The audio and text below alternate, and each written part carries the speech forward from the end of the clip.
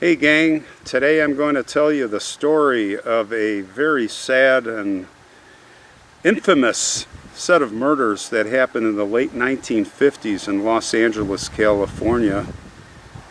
A little runt of a man named Harvey Glattman. Pretty famous story from back then. It was hard to describe and I'll do my best, but I was there last week filming. I went to the grave of one of the victims. It was Valhalla Cemetery in North Hollywood, and the wind was blowing, up in Ventura there. They got the fires. The wind was just blowing. Even with wind mics, I couldn't do it. So I filmed the walk. We're going to take a look at the walk. We're going to see, and we're going to go to the grave of one of his victims who was buried there, or what was left of her. Now, we're going to go back to New York. We're going to go back to the 1920s when this beast, this monster was born. And I think he was born evil. Like I said, his name was Harvey Glattman. It was 1927. When he was a little guy, the family moved to Denver, Colorado. And it was there that his parents started noticing some really odd behavior from the little lad. Well, the first thing they noticed, he liked to hurt himself, and he liked ropes, and he was trying to strangle himself at times. Now, in school, he was a real oddball. He had acne. Nobody would talk to him. The boys would make fun of him. He was just an oddball, but the parents really noticed at home. He was doing some really weird and sexual things with himself. Well, it didn't take long. By the time he turned 12 years old, he was peeping around in windows at night, following women home. He was sneaking into their apartments or their houses, women who lived alone. He was stealing their panties and bringing them home. That would just be the start of it. After that, as he got older into his teens, he started getting into trouble for those burglaries, sent to reformatories, getting out. And this is the thing about this Harvey guy. He had this, he was a schizophrenic, they say, but he was narcissistic, very smart, and he would just change his personality. Once they had him in prison, once they had him in jail or wherever they had him, he would flip and he would just be the choir boy, and they'd say, oh, he's really changed, and then they'd let him out, right? So, one day he got a cap gun that looked like a real gun, and there was a couple on the street, this young man and woman. They're going out, and he pointed the gun at them. He said, over here. And he brought them over to an area that was kind of secluded between the buildings, away from the street where the pedestrians were, and he tied them up, and they let him tie them up. Then he started fondling the woman. Well, the guy, he was just going berserk, and he got out of his bindings, and there was a wrestling and taking the gun away. It's like, hey, this is just a fake gun. And he held him down, the little runt, until the police came. That was just one of the incidents. So as he got older, it's just getting worse and worse. And then he decided in 1957 he was going to get away from mom and move to LA, Los Angeles. And this is where it all really starts, the bad stuff. So he gets a job as a television repairman. He's into photography now, and he comes up with this idea how he can really lure women into compromising positions. Now, he starts calling up the modeling agencies, and he pretends that he's a photographer for a pulp fiction magazine. In those days, the comic books and the pulp fiction magazines, these are magazines where the covers, you've got G-men and you've got detectives, and they're trying to catch the bad guy, and you've got women tied up and gagged, and these really seductive, compromising type of covers. And he's like, hey, you want to be on the cover of this and this magazine? And this young model from the agency, her name was Judy Ann Dull. She's 19 years old now. She had just gotten divorced. She was in a custody dispute with her soon-to-be ex-husband, little baby, and she needed money. And it was $50 that she would say, okay. And it would be Harvey that she would meet up with. And it was a bad mistake. He lured her to his studio, and she came over. He got her all set up, and we're going to take pictures for the cover, and you need to put some ropes on your ankles, and I'm going to put some rope. Don't worry, I'm not going to really tie you up, around her arms, behind her back, and then he put a gag on her, and then he's like, guess what? He pulled a real handgun out, and he said, you're mine. What did he do? Now, the first thing he did was he was taking pictures of her. And he did this with all the rest. He would take pictures at that moment and continually on through what would be, I don't know how to describe it, we'll just say the process. Well, with Judy Ann, he took her to the sofa, and he had comedy shows on TV, and he sat with her all night and made her watch comedy shows with him while he fondled her. But it would get worse. Now he tricked her and he said, all right, I'm going to let you go. We're going to go out to a place where there's not a lot of people. And of course she's probably like, yeah, well, this is great. I'm going to play along.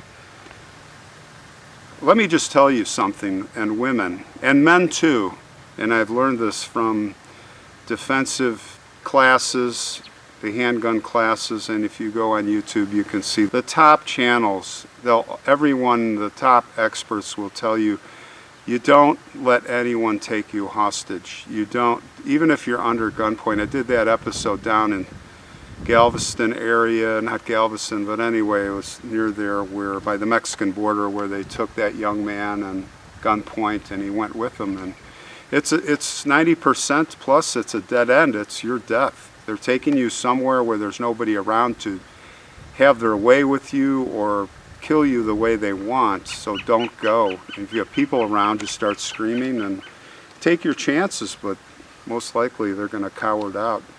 Anyway, she went with him. He took her to the desert. He tied her, and this would be his MO. He tied her by the neck, and then behind her, he tied the rest of the rope, about 5 feet of rope around her ankles. So she was like hog-tied. Call that garrote. Garrote, when you pull that rope up, the person's on their stomach, their legs come up, the neck comes up, and you just keep pulling up, and he was just enjoying it and strangling her. It's a torturous death, garrote.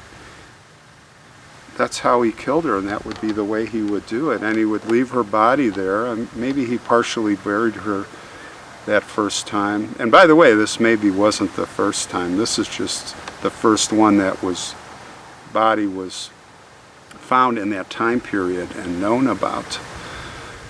So after that, he goes back doing his thing, and a few months pass, and his thirst is quenched, his appetite is quenched for the time being. But just a few months later, it was now November of 1957, he loses his job. So he goes back to Colorado, back with Mom, and Mom doesn't ask any questions. She's like, okay, and she takes care of him. She gives him money, and he gets enough money from Mom, and in March of 1958 he goes back to LA. He's got a pocket full of cash, so he rents a bungalow, and he's already thinking and plotting about his next victim. And his next victim is Shirley Ann Bridgeford, whose grave we are right now walking to. Now Shirley's 24, she's a divorcee and a model. It turns out that this time Harvey met her through a Lonely Hearts Club ad, and he was using the false name of George Williams. So he picks up Shirley Ann and he's like, hey, let's go square dancing. And that was the whole plan. But once they start driving to the dance hall, Harvey says, oh, you know what, I'm feeling nauseous. I don't feel well. Maybe I'll take you back home. Yeah, let's go for a drive and see if we'll get some fresh air and see if let's just take a break before we call it a night. And Shirley Ann's like, okay. And so he starts driving out towards the desert. And it's a beautiful night, and Shirley Ann is not suspecting anything. He gets to this really remote area, it's dark, and then the horror starts. Pulls out the gun, ties her up, and then he wants to take pictures. And no flash.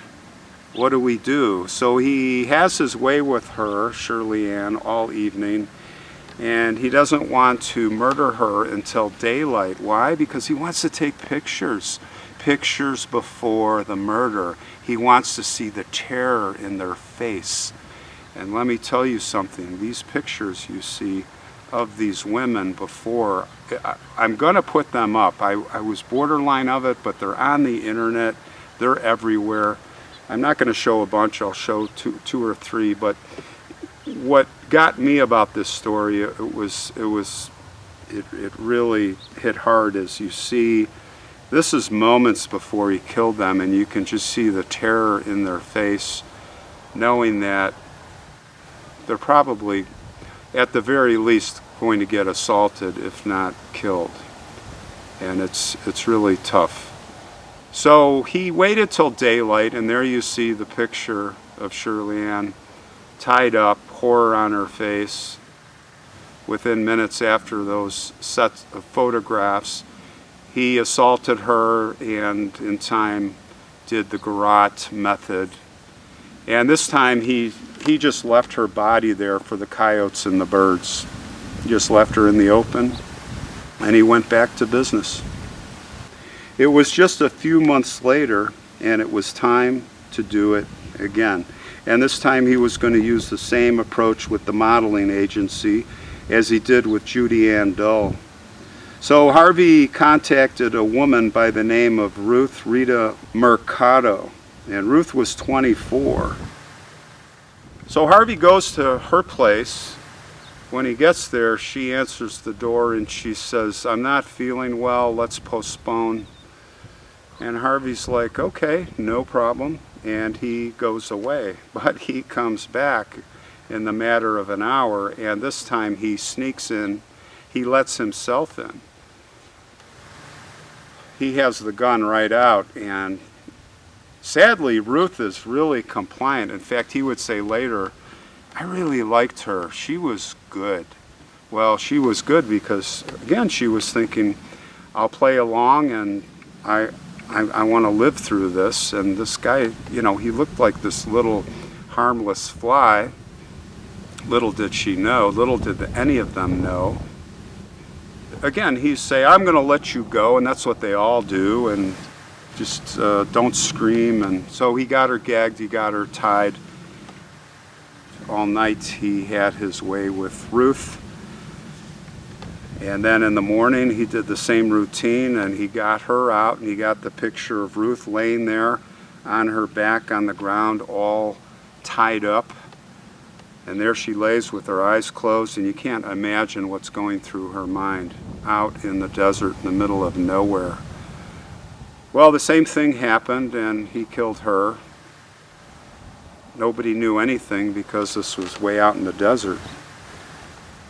So he goes back to his television repair service work like nothing happened, and he's just whetting his appetite for the next victim, and it's just going to go on and on. Well, not this time, because he ran into a woman who for him was the wrong woman, and her name was Lorraine Vigil. She was 28 years old, and Lorraine, this was her first modeling job with the agency, very inexperienced, beautiful woman. he gets Lorraine and he picks her up, and it's the same old routine. And she's already suspicious. They're in the car and they're driving like out of town. He's like, well, I've got to stop at my other studio at the edge of town. And she's going along with it, but she's starting to get really nervous. Now they get to the edge of town, and he just keeps going, and he's like speeding now.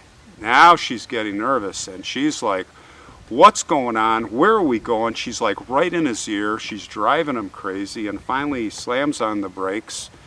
He's like, I've got a flat tire, and she sits back, and the car stops, and he pulls out the gun. And she is not having any part of it. He goes, I'm going to tie you up. She's like, no, you're not. And she lunges for the gun, and now you've got a struggle. The little runt is in trouble here. He's run into the wrong woman. Now the gun goes off, and thank gosh it didn't hit her, but it grazed her thigh, went through her dress, and at that moment she went for it, and she bit into his hand. And he let go, the little freak, the little coward, the little wimp weakling. She got the gun. She's got the gun on him. And he doesn't know what to do. Well, Lorraine jumps out of the car and she's screaming. And she's going crazy. Wouldn't you? And lo and behold, right there pulling up is a police car. And they see this woman screaming with a gun, and she throws the gun, and they're like, what's going on? She goes, a murderer, So they go to the car, they go to the window, and there's Harvey sitting there in the front seat. He's just looking down like this, and he's muttering, oh, she's a problem, and this and that. And next thing you know, he's arrested. They take him in.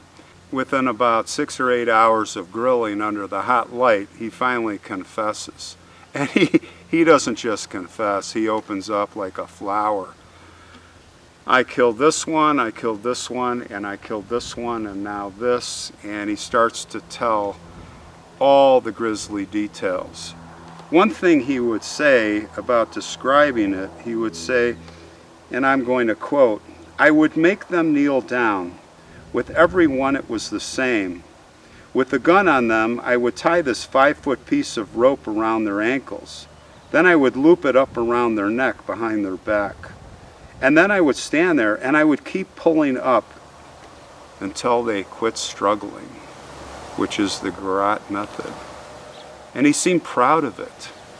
Their faces, the interrogators, were like, well, it was a long interrogation.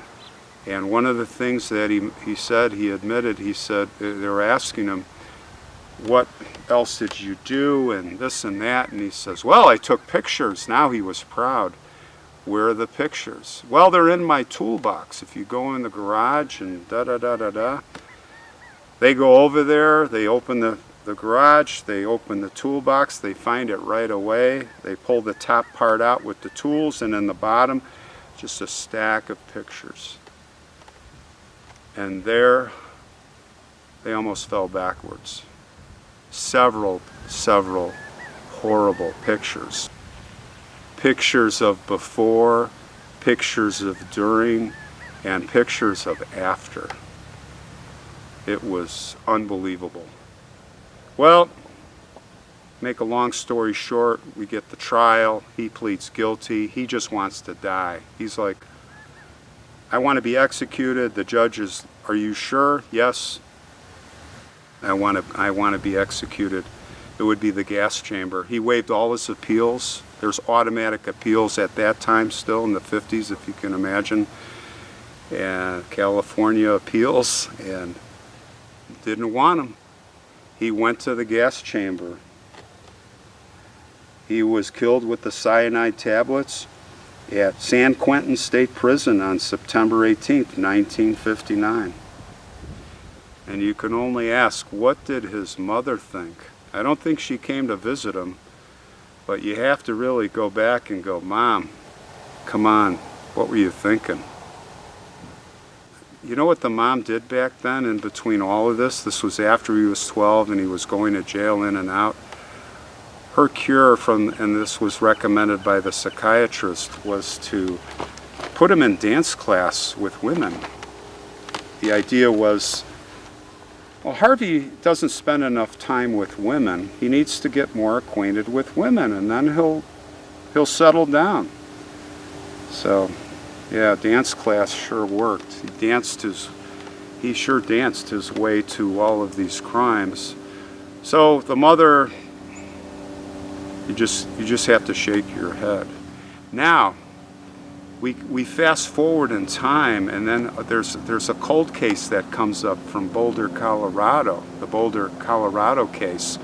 50 years later, they determined that this woman, and they called her the Boulder Jane Doe, a victim whose corpse was discovered by hikers there in 1954. Her identity remained a mystery for 55 years, and in October of 2009, local authorities were notified by the State College of Pennsylvania, who were working on the DNA profiles, that their lab had made a match, Jane Doe's DNA profile of a woman who was thought to be the unidentified murder victim by her long-lost sister. So they were able to match her to her sister, and the timing was right when all of this happened. And of course, where was Harvey when he was with Mom? He was in, that's right, Boulder, Colorado. So when he was with Mom, he pulled off one of these jobs, most likely. Who else would have done it? It was the same kind of MO. So who knows how many others there were? There were probably others. He only, I believe, admitted to 3, but you have to wonder. So here we walk to the grave of Shirley Ann Bridgeford here at Valhalla Cemetery, and we have the yellow rose, and here is her marker. It's hard to say what is buried here. Very little was left of Shirley Ann, but at least she's here, and at least there's a marker here for her, so she will be remembered forever. Rest in peace, Shirley Ann Bridgeford. Rest in peace.